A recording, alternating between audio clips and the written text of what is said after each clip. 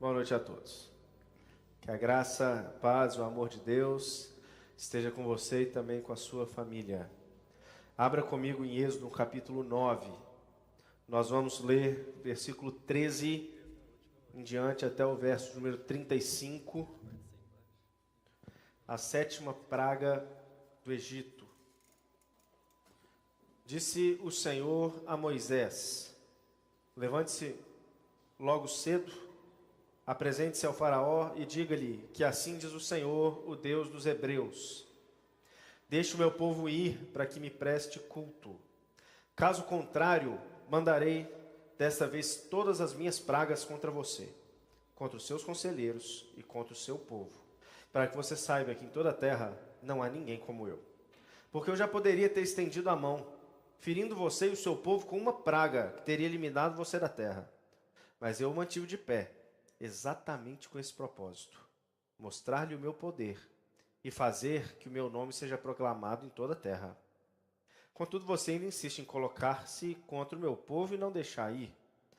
Amanhã, a esta hora, enviarei a pior tempestade de granizo que já caiu sobre o Egito, desde o dia da fundação até hoje. Agora mande recolher os seus rebanhos e tudo que você tem nos campos.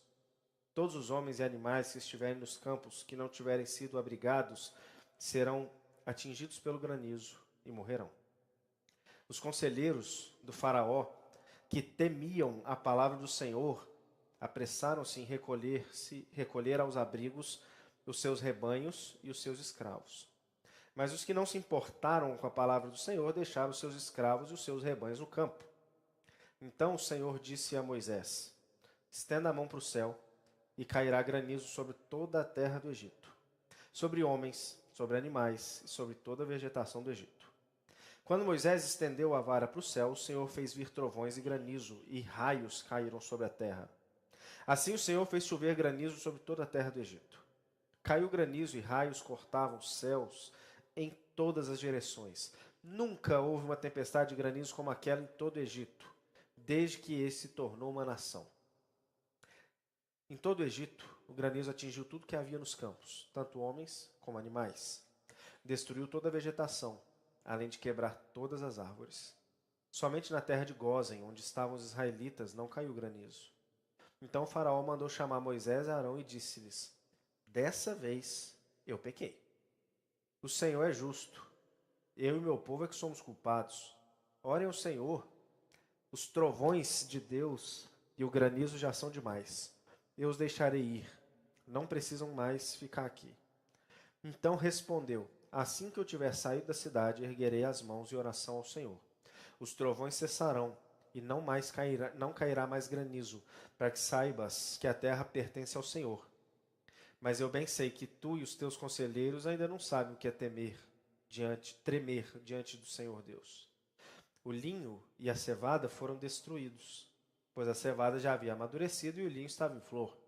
Todavia, o trigo e o centeio nada sofreram, pois só amadurecem mais tarde. Assim Moisés deixou o faraó, saiu da cidade e ergueu as mãos ao Senhor. Os trovões e o granizo cessaram, a chuva parou. Quando o faraó viu que a chuva, o granizo e os trovões haviam cessado, pecou novamente e obstinou-se em seu coração, ele e seus conselheiros. O coração do faraó continuou endurecido, e ele não deixou que os israelitas saíssem, como o Senhor tinha dito por meio de Moisés. Vamos orar? Senhor, fala ao nosso coração pela meditação da Tua palavra, por meio do Espírito Santo, que é quem pode sondar nosso coração e a nossa alma. Pedimos, ó Deus, que o nosso coração seja movido em direção ao Senhor, avivado e renovado pelo poder do Senhor. Oramos assim em nome de Jesus. Amém. Nós estamos aqui diante da sétima praga que Deus envia ao Egito, numa série de 10 pragas. Uma história que é bastante conhecida, mas eu não sei se é conhecida por todos. Então eu preciso fazer uma breve recapitulação. O povo de Israel estava como escravo no Egito há 430 anos. Um povo que desceu para lá com a família de um homem chamado Jacó, 70 pessoas. Esse povo se multiplicou, esse povo fortaleceu, virou milhares e milhares, na verdade mais de 1 milhão de pessoas com esses 430 anos. E com o fortalecimento, o crescimento do povo, acontece que os faraós, ao longo do tempo, falaram, de jeito nenhum que nós vamos ter um povo forte no nosso meio. Escravizaram. E agora eles já estão há centenas de anos vivendo como escravos, de modo que num dado momento eles falam assim, não dá mais, e começam a clamar a Deus por uma intervenção divina, dizendo, não, a gente não pode ficar aqui mais, não dá, isso aqui não é vida. E aí Deus levanta um homem, Moisés, nascido ali no meio deles, hebreu, israelita, nascido no Egito, igual a todos eles.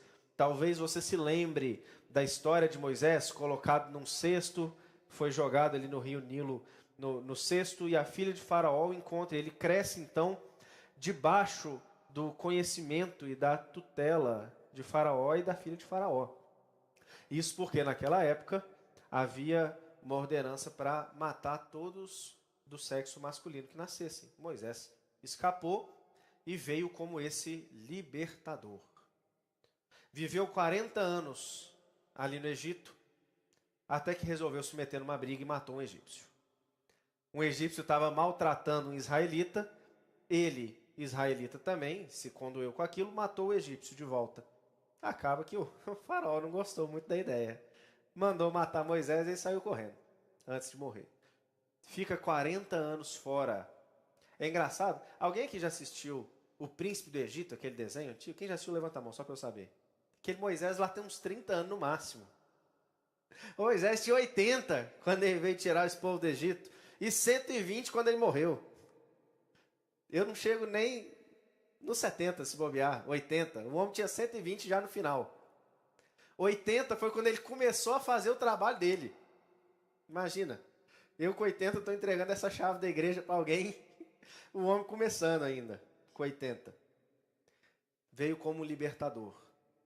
E nesse processo de libertação do povo de Israel, uma das etapas, se não a etapa mais crucial, as 10 pragas do Egito.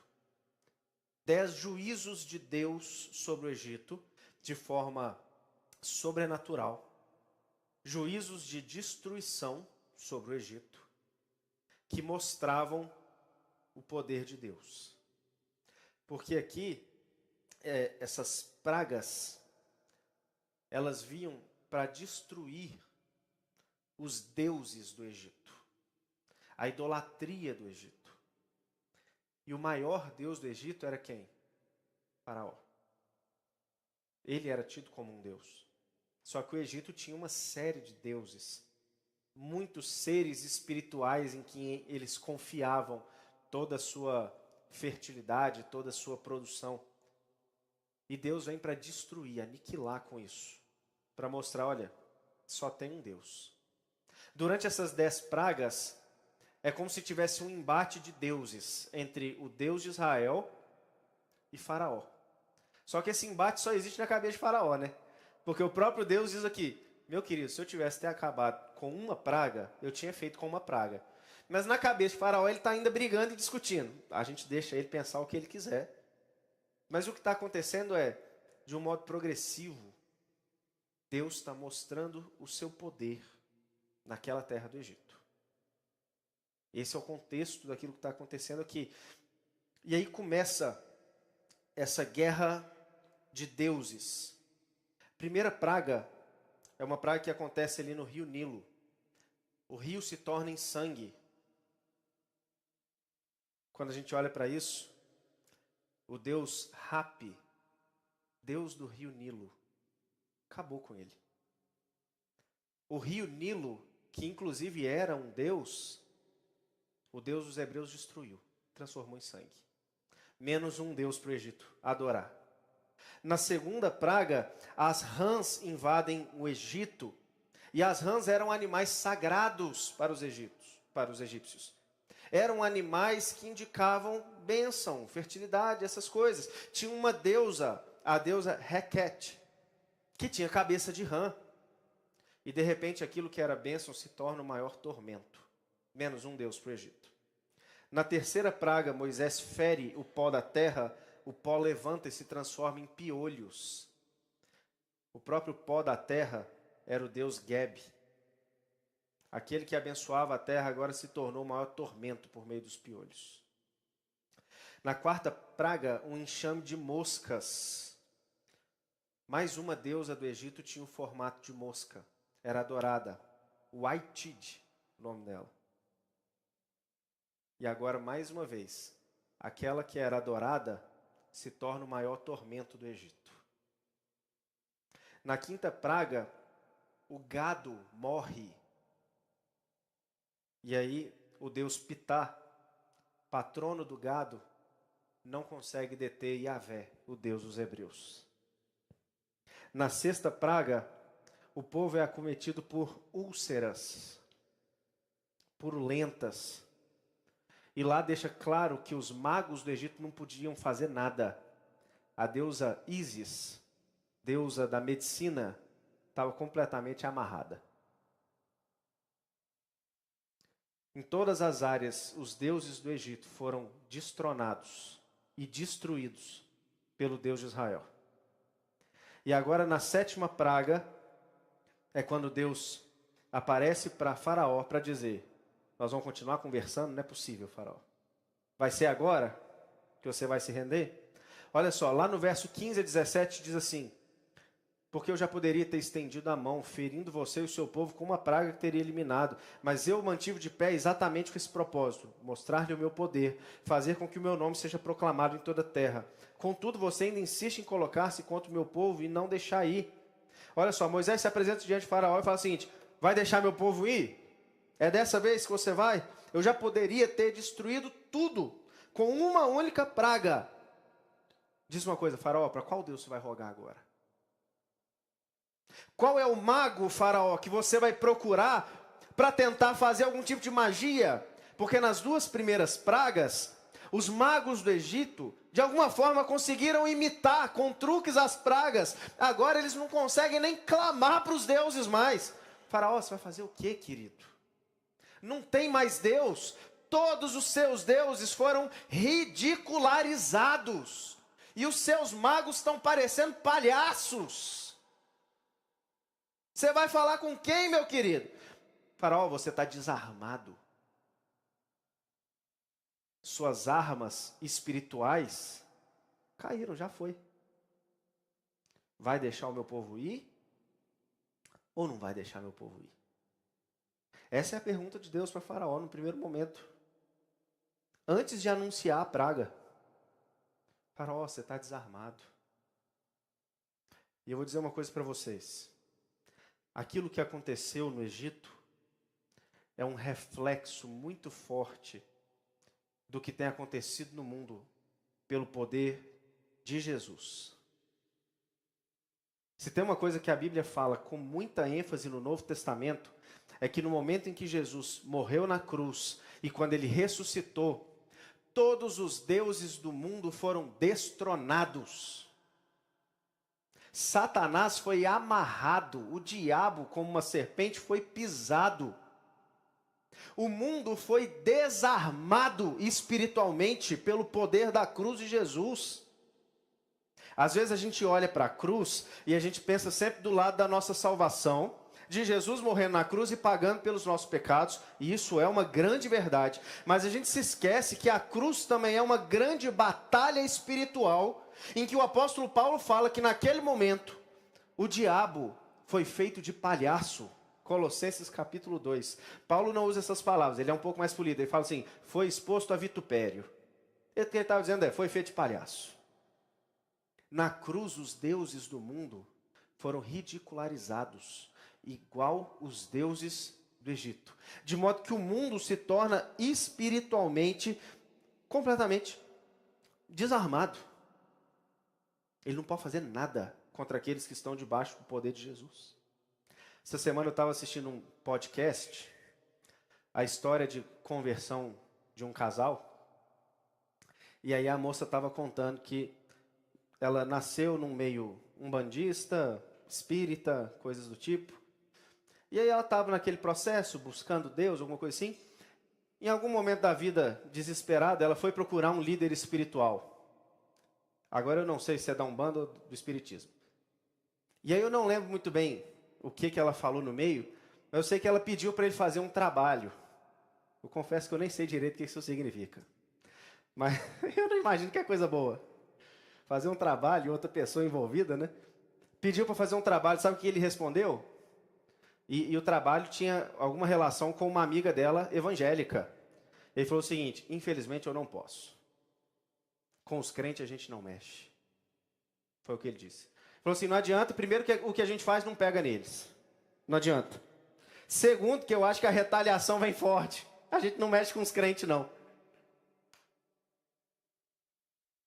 Esse é o desarme das trevas. As trevas não mexem com o crente. Porque na cruz, eles já foram desarmados e destronados. Esse testemunho reflete o que acontece com a igreja como um todo. Nós que estamos debaixo do poder de Jesus, pode ter certeza, os deuses do mundo já foram destronados. E eu vou falar uma coisa: todos os deuses do mundo, das religiões, são deuses falsos, mas eu quero que você tenha cuidado com uma coisa, viu? Todos estão no mesmo reino, e todos são a mesma pessoa e o mesmo exército. Todos são os demônios do exército do diabo. Todos. Ah, mas o fulano é um bandista. Todos demônios. Espírita, demônios. Quimbanda, demônios. Todos. Quem fala isso nem sou eu. O apóstolo Paulo. 1 Coríntios capítulo 10, verso 20 e 21, Paulo diz: não, quero dizer que os pagãos sacrificam, que o que os pagãos sacrificam é oferecido aos demônios. Eles estavam oferecendo aos deuses gregos. O que Paulo fala sobre os deuses gregos? Demônios.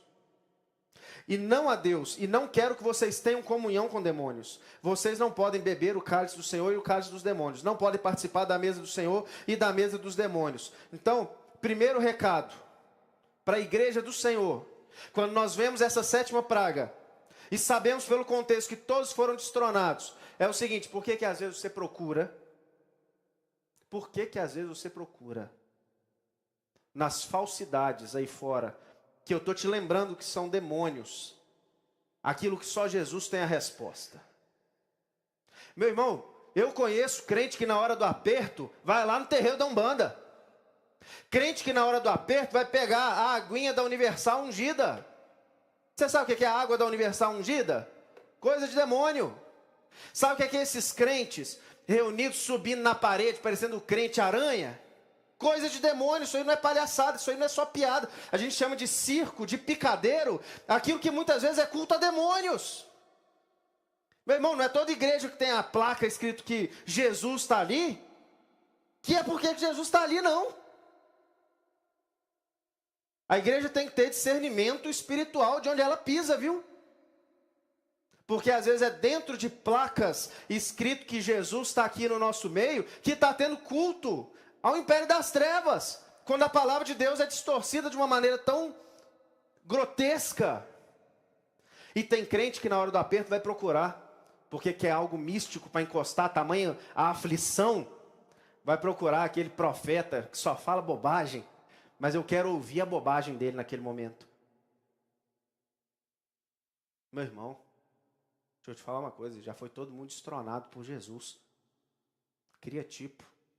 Vai botar o joelho no chão e procurar quem pode resolver seu problema. Que não é o faraó, nem os deuses do Egito. É o Deus de Israel, Jesus Cristo o Senhor. Você vai procurar em quem resolve. Jesus. Crente não precisa do misticismo do mundo, do misticismo das trevas para viver, nem para ficar calmo. Crente precisa do Espírito Santo, do poder de Jesus. Lembra, você não tem nada para procurar lá fora. E a igreja não tem que ter medo de nada. A igreja não tem que ter medo de nada. Porque não tem inimigo para levantar. Todos já foram destronados pelo Senhor. A igreja não tem que ter medo. Ah, ali o terreiro vai fazer coisa para os crentes. Não vai bater nem na porta. Não passa da porta. A igreja não tem que ter medo do império das trevas. Eles é que tem que sair correndo da luz. Continuando a história, projeto verso 20 a 26, nós vemos agora o juízo anunciado e Deus faz uma coisa diferente do que ele fez nas outras 6 pragas. Agora que a coisa vai ficar mais apertada, Deus dá oportunidade para eles ouvirem antes dele mandar a praga. Olha só, os conselheiros de Faraó que temiam a palavra do Senhor apressaram-se em recolher aos abrigos os seus rebanhos e os seus escravos. Mas os que não importaram com a palavra do Senhor deixaram os seus escravos e os seus rebanhos no campo. Então o Senhor disse a Moisés: estenda a mão para o céu, e cairá granizo sobre toda a terra do Egito, sobre homens, sobre animais, sobre toda a vegetação do Egito. Quando Moisés estendeu a vara para o céu, o Senhor fez vir trovões e granizo, e raios caíram sobre toda a terra. Assim o Senhor fez chover granizo sobre a terra do Egito. Caiu granizo e raios cortavam o céu em todas as direções. Nunca houve uma tempestade de granizo como aquela em todo o Egito, desde que esse se tornou uma nação. Em todo o Egito o granizo atingiu tudo o que havia nos campos, tanto homens como animais. Destruiu toda a vegetação, além de quebrar todas as árvores. Somente na terra de Gósen, onde estavam os israelitas, não caiu granizo. Olha aqui que tem 3 grupos na história que a gente está lendo agora. Primeiro grupo, os israelitas na terra de Gósen, estavam nem preocupados com o que estava acontecendo. A chuva nem caiu lá. Mas tem os egípcios divididos aqui em 2 grupos. Um grupo que ouviu e temeu, e o outro grupo que pagou para ver. Porque, entendam uma coisa, o milagre aqui não é a chuva. Chuva de granizo naquela época do ano ia acontecer. O milagre é ter acontecido na hora que Deus mandou e na intensidade que Ele mandou. Ele falou: amanhã, nessa hora, presta atenção, Faraó, vai cair essa chuva. E aconteceu naquela hora. Um grupo colocou os animais e os escravos guardados, se guardou. O outro falou: vamos ver se acontece ou se não acontece. Aquele grupo perdeu seu gado, perdeu a vida, perdeu a vegetação, perdeu tudo. Mas Deus deu aqui uma oportunidade, tempo. Eu poderia dizer, segundo até uma linguagem do Novo Testamento, Deus teve até paciência. Porque Ele poderia ter mandado na hora, falar assim: ah, gente, aqui ó, chuva de granizo, pum, acabou. Não, Ele falou assim: eu vou dar um dia. Eu vou dar um dia para vocês. É exatamente o paralelo do que está acontecendo com a igreja e com a mensagem do Evangelho. Porque quando você lê o Novo Testamento, uma das coisas que você vai descobrir é que a vida de Jesus é um paralelo com a história do Êxodo. Todos os evangelhos relatam uma sequência de eventos na vida de Jesus muito similar à trajetória do Êxodo, justamente porque havia uma expectativa no povo de Israel, na época de Jesus, de que o Messias faria um segundo Êxodo, rumo a algo melhor do que o que eles viviam. Então a vida de Jesus e a vida da igreja é muito semelhante às histórias do Êxodo. E aqui nós vemos a igreja sendo liberta do mundo pelo poder de Jesus. O apóstolo Pedro diz que nós somos peregrinos. Essa terra não é o nosso lugar. E Jesus está libertando a igreja, preparando esse mundo para o novo céu e para a nova terra. Só que sobre esse mundo que traiu Jesus, sobre esse mundo pecador, está vindo juízos de Deus. E vem juízos piores. E a igreja está avisando. E tem gente que não está ouvindo. Ninguém vai poder dizer que Deus não avisou, não é? Você não vai poder dizer que não sabia. Vai, Léo. Você não vai. Porque se você está aqui hoje, eu estou te avisando. Chuva de pedra não é nada perto do juízo que está por vir. Aqui eles poderiam perder animais e vegetação. Você pode perder a sua alma e uma vida com Deus e ser jogado num tormento eterno. O juízo que está para vir é muito pior. Mas Deus continua sendo paciente e Deus está avisando. Presta atenção que Deus tem mostrado o seu poder ao mundo ao longo da história da igreja. Aqueles impérios, tronos e governos que zombaram de Jesus e de Deus, não tem um que fica de pé. Todos os que zombam do Senhor caem. Deus tem mostrado, são 2000 anos de história da igreja avançando e o mundo recuando.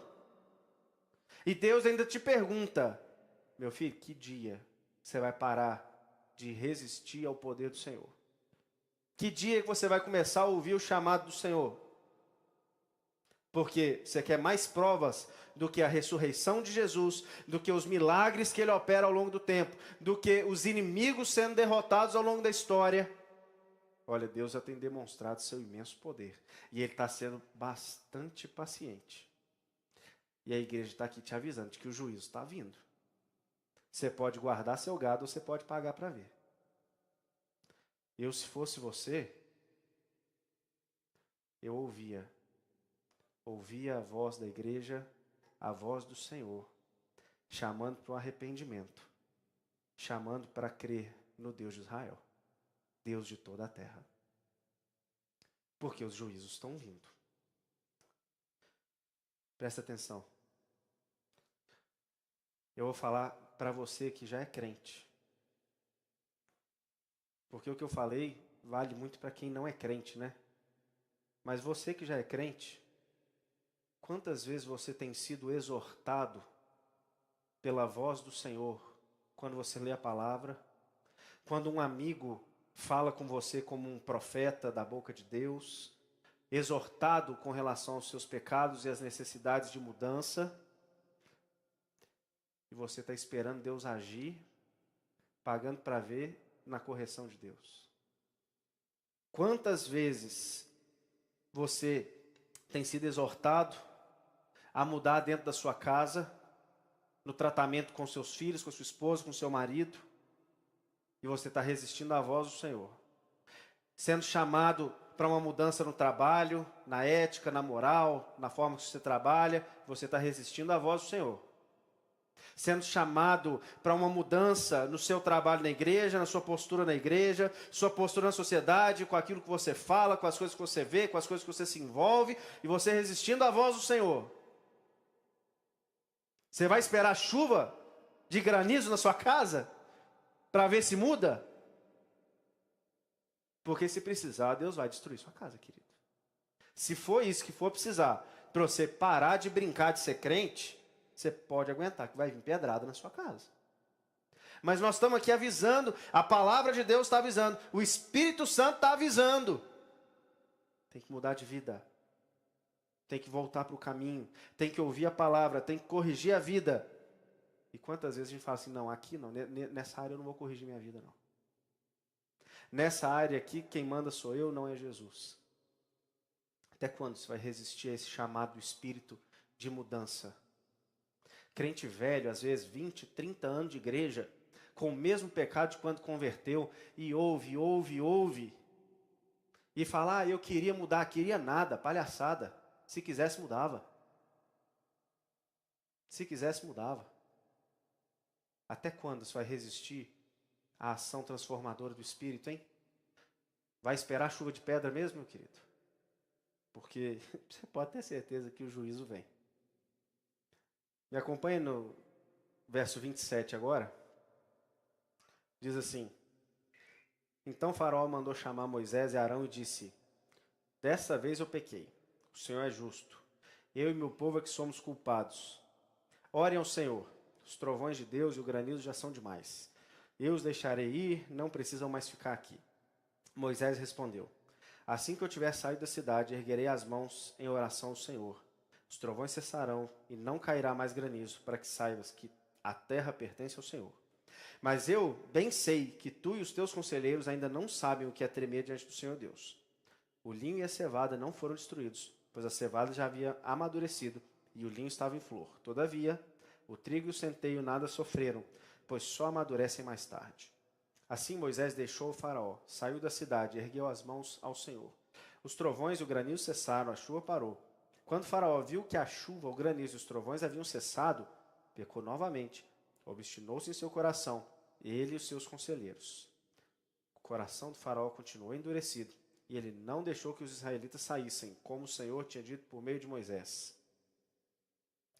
Antes de continuar, deixa eu contar uma rápida história para vocês. Todo mundo aqui que tem filho, pelo menos acima de uns 4, 5 anos, já viu isso alguma vez. Seu filho dá aquela pisada na bola, você chama ele e fala assim, vou te colocar de castigo. Passa meia hora do castigo e fala o seguinte, eu prometo que eu nunca mais vou fazer isso. Ele não aguenta, né? Só que o pai, coração de manteiga, vai lá e tira do castigo. O que o filho faz no dia seguinte? Porque ele prometeu que nunca ia fazer. Mais ou menos, é isso que Faraó estava fazendo. Ah, me tirou do castigo, eu prometo que eu nunca mais vou fazer isso se eu separar com essa pedra. Não deu um dia. Ele fala assim, ninguém sai do Egito de novo. Igual uma criança birrenta. Isso chama falso arrependimento. Escuta, Deus está te chamando hoje para o arrependimento. Eu falei das áreas da sua vida que o Espírito Santo está te chamando para o arrependimento. Que às vezes você está há anos sem tomar uma postura para uma mudança de vida. Mas eu vou te dizer, também não adianta mentir para Deus, se arrependendo, e esse arrependimento ser da boca para fora. Que isso não vai mudar nada. É o que acontece aqui, olha só. Faraó começa, parece piada o que ele falou. Dessa vez eu pequei. Dessa vez, Faraó. Desde o dia que esse homem nasceu, ele está pecando, adorando deuses do Egito. Desde a primeira vez que Moisés apareceu, falando que o povo ia sair dali, e ele obstinado não deixa, ele está pecando. Desde o primeiro confronto com Deus, batendo boca com Deus, ele está pecando e ele vai falar, dessa vez eu pequei. Que reconhecimento tem o faraó? Seus pecados? Nenhum. Mas às vezes é assim que você faz diante de Deus. Tem 1 quilômetro de pecados para serem confessados. Você pega aquele que você acha que é fácil e fala assim, dessa vez eu pequei esse aqui. Senhor, tá vendo? Ó, olha só que bobeira que eu fiz. E aquele que está enraizado, aquele pecado guardado lá no fundo do seu coração, esse você não quer colocar para fora diante de Deus numa confissão sincera, porque vamos falar a verdade, você não quer mudar ele não. Porque se quisesse, você colocava ele diante de Deus. Se quisesse, você trazia ele para o povo de Deus, para os líderes, para os pastores, falar o seguinte, olha, eu preciso mudar isso na minha vida, eu quero mudar isso na minha vida, orem por mim, me aconselhem, eu quero mudar. Sabe por que você não faz isso? Você não quer mudar. Se quisesse, você não ia fazer igual fora. Ah, dessa vez eu pequei. Você escolhe aquele mais suave. Mas tem aquele pecado que está lá dentro, guardado assim, ó, 7 chaves. Acariciado, igual um bichinho de pelúcia dentro do coração. Você fala, esse aqui não. Às vezes você fala o seguinte, nem é pecado esse daqui. Você até justifica para continuar fazendo. Até quando, hein? Até quando? Esse falso arrependimento de palhaçada aqui. Agora eu pequei. Moisés sabia que esse arrependimento de Faraó era falso. E ele fala isso na cara de Faraó. Mas você sabe por que Faraó se deu ao luxo de um arrependimento falso? Moisés explicou aqui.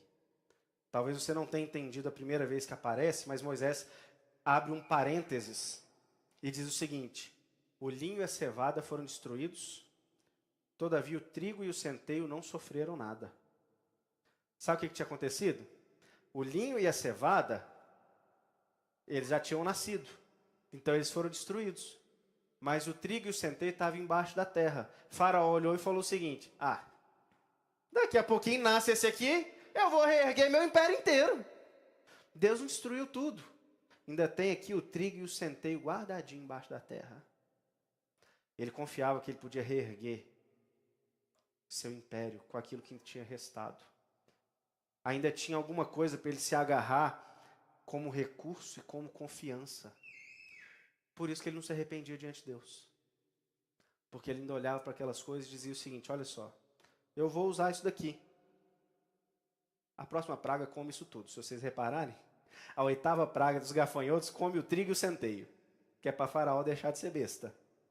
Que é para Faraó parar de pensar que ele tem alguma coisa. Tem nada.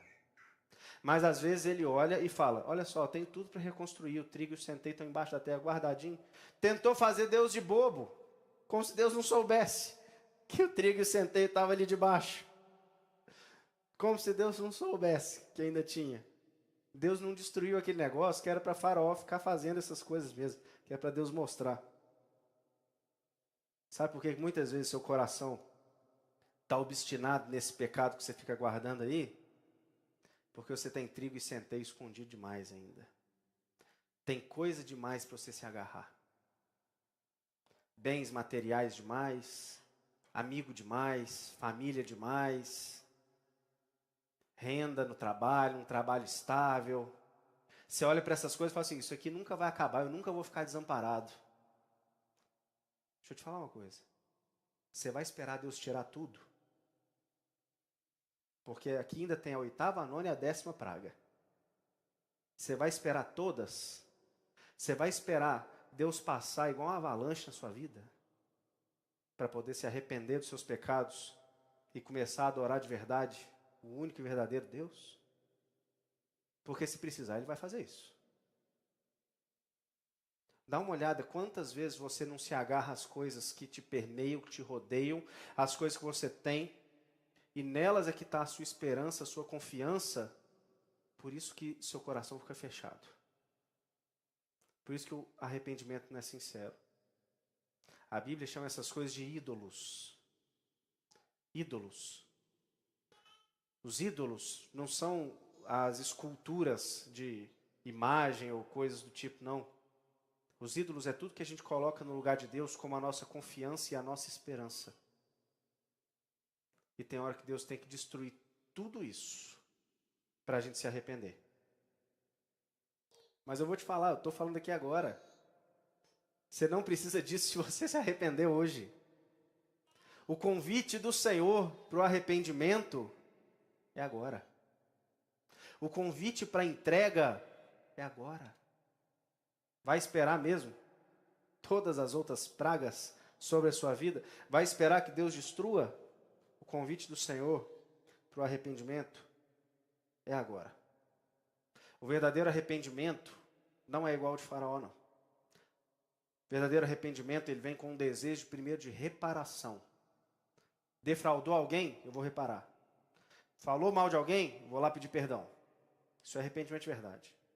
Ele vem com um desejo de mudança. Eu não quero isso na minha vida. Eu não quero isso na minha vida. E aí, se você cai naquilo, isso se torna um acidente, não uma constante mais. Eu não quero isso na minha vida.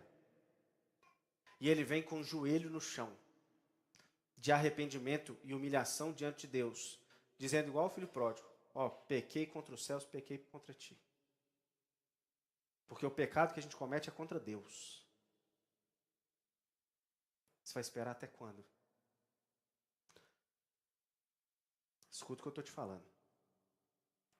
O dia do arrependimento é hoje. O dia da ação do Espírito Santo é hoje.